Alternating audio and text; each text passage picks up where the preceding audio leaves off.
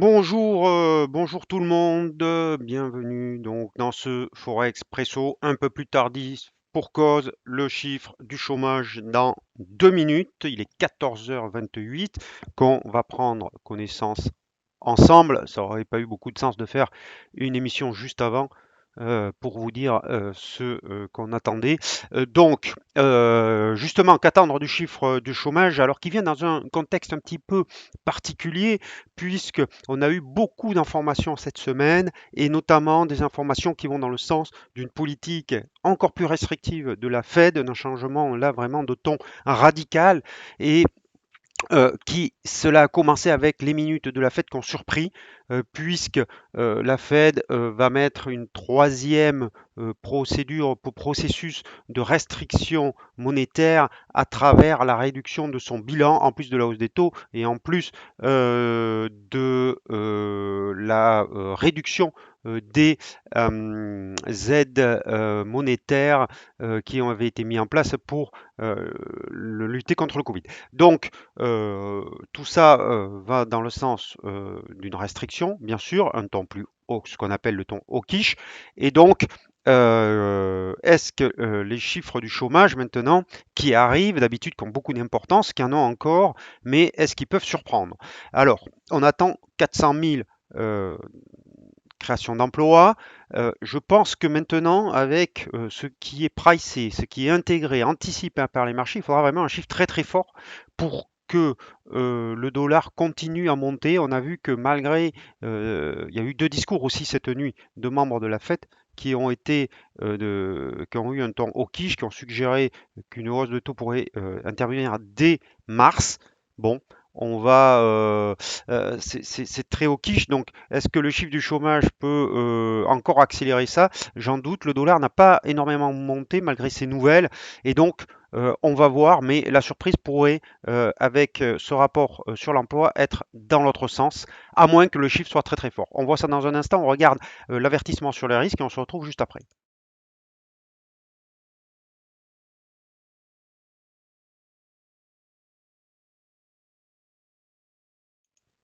Voilà. Donc, à l'écran, hop, pardon. On va avoir. Alors voilà, le chiffre du chômage. Alors il est ici, hein, et il n'est pas bon du tout. Il n'est pas bon du tout. Puisque nous avons 200 000, c'est ici, hein, en haut c'est le Canadien, le Canadien qui est très bon d'ailleurs, mais aux États-Unis, euh, on a 200 000 créations d'emplois contre 400 000 attendus. Donc ça va peut-être un petit peu calmer les ardeurs sur le dollar. On va voir la réaction du marché tout de suite. Effectivement, le dollar qui baisse. Écoutez, c'est logique, hein. C'est un petit peu le risque, mais euh, avoir un chiffre plus bas après les chiffres du secteur privé qui sont sortis mercredi, alors qu'on n'ont rien à voir, hein, mais qui étaient très forts, des chiffres de composantes sur les PMI plutôt plus forts concernant l'emploi toujours, on aurait pu s'attendre à quelque chose de beaucoup mieux. Donc première réaction plutôt à la baisse, mais pour l'instant, il ne se passe pas grand-chose. Voyons la réaction de l'euro-dollar. On va faire l'analyse tout de suite. Alors, il vaut mieux toujours attendre, je vous le dis à chaque fois, mais je vous le répète, une demi-heure avant de se positionner. Parce que souvent, il y a des études qui ont été faites, qu'il y a une première réaction. Alors, la première réaction, les 7 premières minutes, je crois, qui concerne là souvent des algorithmes qui sont mis en place automatiques.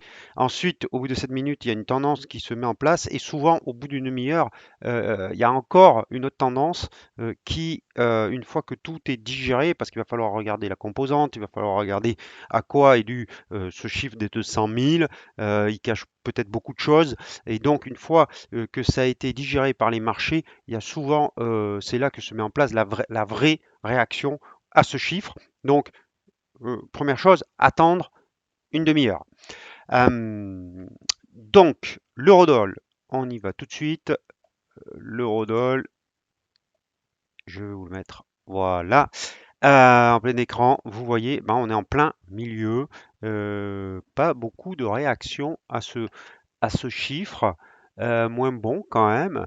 Euh, alors c'est surprenant, on aurait pu penser que l'euro-dollar allait augmenter, mais c'est pas le cas, même sur l'horizon de temps 1 heure. Donc l'analyse des derniers jours ne change pas, on est en plein milieu de range. Vous voyez que l'euro a monté quand même, normal, mais depuis on est plutôt en stagnation, peu de variations.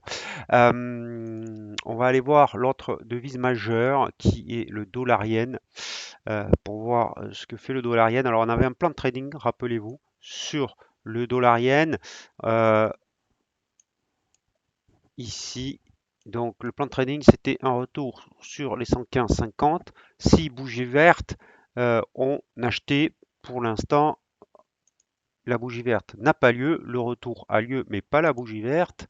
Et en 1 heure, donc je vous avais dit hier, si vous aviez un contact avec les 115,50, donc c'est la ligne rouge ici, et une bougie verte, c'était un signal d'achat, ou si on dépassait le haut de ce triangle avec une clôture au-dessus, c'était un signal d'achat aussi.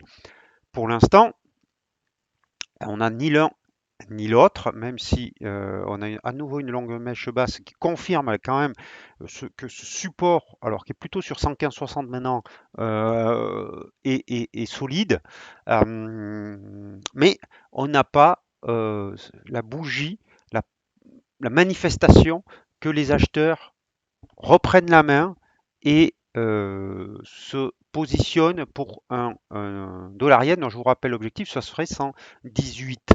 Donc pareil, on peut juste constater donc que cette zone de support 150, 60 est solide et que ce triangle, excusez-moi, euh, ce triangle qui s'est formé hier est encore plus valide puisque on a ici cette longue mèche, enfin cette mèche haute quasiment au contact qui constitue un troisième point de contact avec cette oblique baissière. Donc à surveiller toujours cette figure en triangle qui se met en place lentement. Voilà, donc on voit bien l'hésitation complète des marchés qui restent plutôt sur les propos de la fête de mercredi. L'euro AUD, on est entre la moyenne mobile 200 périodes et la 34, donc pour moi c'est neutre. L'euro suisse, alors là on a une correction, mais pour qu'il y ait pardon, un changement de tendance, il faudrait repasser au-dessus de 1,0467. Pour l'instant, je ne me risquerai pas à me mettre long sur ce niveau parce que le stop se mettrait sous 1,0330. C'est un trade de contre-tendance et donc on aurait un risk-reward pas bon du tout. Donc, tendance baissière, toujours, mais difficile de rentrer sur ce trade-là. L'euro-livre, alors là par contre, je vous avais dit hier qu'un trade possible, c'était une vente sous cet oblique de ce canal baissier avec un objectif à 0,8880 alors que c'était un trade aussi de court terme puisque le potentiel baissier n'est pas énorme. Et quand on regarde sur du 1 heure, on voit ce canal horizontal qui se forme, euh, qui s'inscrit après une tendance baissière. Donc la sortie normalement se fait à la baisse, mais pour l'instant, on est à l'intérieur de ce canal, on n'a pas la manifestation d'acheteurs, de vendeurs, pardon, enfin en tout cas que le mouvement va s'accélérer vers le support à 0,8280. Donc on garde en tête ce plan de trading, une clôture sous ce support nous donnerait 0,8290 comme objectif, 0,83 même, donc cette zone, hein, 0,8290, 0,83. Alors ça tombe bien parce que c'est l'objectif sur l'horizon de temps quotidien correspond quasiment à l'objectif sur l'horizon de temps 1 heure, donc 0,83 enfin juste au-dessus, serait un bon point de sortie. Mais pour l'instant, on n'a pas la validation de ce trade. L'euro-yen,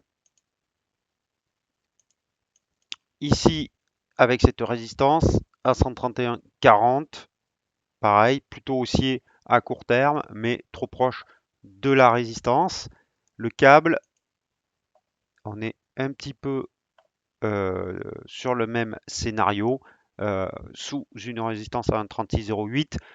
Au-dessus, en plus, vous avez sur un 37 pour l'instant, mais qui descend la moyenne mobile à 200 périodes, qui a fait office d'obstacle, de barrage à plusieurs reprises en septembre et octobre, donc de résistance importante, proche. Pour l'instant, on s'abstient donc. Par contre, si on avait une bougie rouge dans les prochains jours, une vraie bougie rouge, hein, un chandelier vraiment baissier sous cette résistance, ça serait peut-être le signal d'une reprise baissière et la possibilité d'entrer en position. Le kiwi, qui lui aussi est dans un range. Donc tout ça c'est un petit peu normal, vous voyez que toutes les paires sont plutôt dans un range, dans une phase de consolidation. C'est logique que puisque l'indice dollar est dans une phase de consolidation et qu'on voit bien l'hésitation des intervenants, des opérateurs, des investisseurs après le message de la Fed qui a vraiment surpris.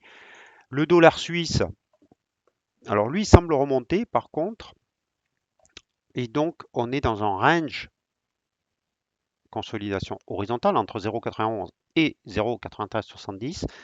Donc là, on pourrait effectivement avoir un mouvement haussier vers, par exemple, le haut de cette mèche haute dans un premier temps sur 0,9295. À vous de voir si vous voulez rentrer sur ce deal. Le problème, c'est où est-ce que vous mettez votre stop loss. Alors, vous pouvez descendre en 1 heure pour minimiser le risque.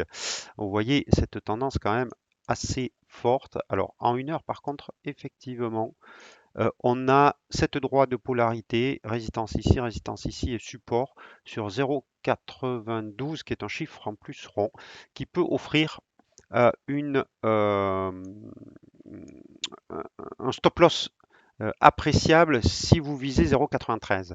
Donc, ce qu'on pourrait faire effectivement si la clôture horaire est sur ce niveau, c'est-à-dire qu'elle montre un chandelier haussier, ou plus haut encore, euh, on pourrait acheter avec un stop loss sous 0,92. Je vais le marquer pour m'en souvenir lundi. Euh, et entrer en position, mais attention, vraiment attendre la clôture parce que on est quand même dans un range, hein. N'oubliez jamais l'horizon de temps supérieur, ce qu'il vous dit, et pour l'instant, il vous dit que on est en phase de consolidation horizontale, il n'y a pas vraiment de tendance. Franchement, à jouer la hausse du dollar, je préférerais la jouer sur le dollar yen avec une cassure du triangle que je vous ai montré tout à l'heure. Mais ça peut être une alternative ou ceux qui veulent vraiment traiter et pas attendre. Bon, ça peut être une possibilité. On va aller voir le dollar canadien parce que le dollar canadien, il y avait des chiffres aussi, on les a vus. Et ces chiffres étaient pour le coup plus forts. Et pour l'instant, ça n'engendre pas de réaction vraiment sur le dollar canadien.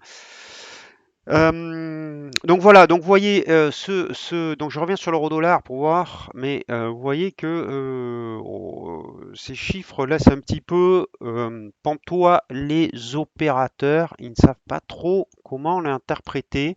Euh, et en fait, ça s'explique parce que si vous voulez, ces chiffres, ils sont pas bons, puisque c'est la moitié quand même des créations d'emplois.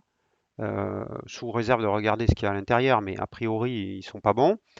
Mais ils ne sont pas assez mauvais pour changer le discours de la Fed. Voilà. C'est pas ce chiffre qui va faire changer le ton agressif qu'on a depuis le début de l'année sur la politique monétaire de la Fed. sur la hausse des taux qui certainement maintenant la probabilité est forte qu'elle aura lieu en mars. Euh, et, et- et, euh, et donc la réduction de la taille de bilan qui ont été évoquées lors des minutes de la Fed, voilà, c'est pas ce chiffre qui va remettre ça en cause, mais ça va quand même dans le sens plutôt d'un affaiblissement sur le dollar. On avait les chiffres de l'inflation ce matin sur l'euro qui étaient un peu plus forts. Euh, et donc, on pourrait, on pourrait euh, avoir maintenant peut-être un rattrapage de la Banque centrale européenne par rapport à la Fed et les opérateurs, en tout cas, c'est ce qui se pose comme question. Ils se disent, est-ce que le train haussier du dollar qui était en avance par rapport, et la Banque centrale qui était en avance par rapport aux autres pays, est-ce que c'est pas en train de se terminer? Bon, peut-être, c'est pas du tout sûr, c'est très très tôt pour l'affirmer, mais en tout cas, on voit cette hésitation sur le billet vert pour l'instant. Je vous souhaite à tous et à toutes un très bon après-midi, de très bons trades. N'oubliez pas vos stop loss. Je vous souhaite un très très bon week-end et je vous dis à lundi.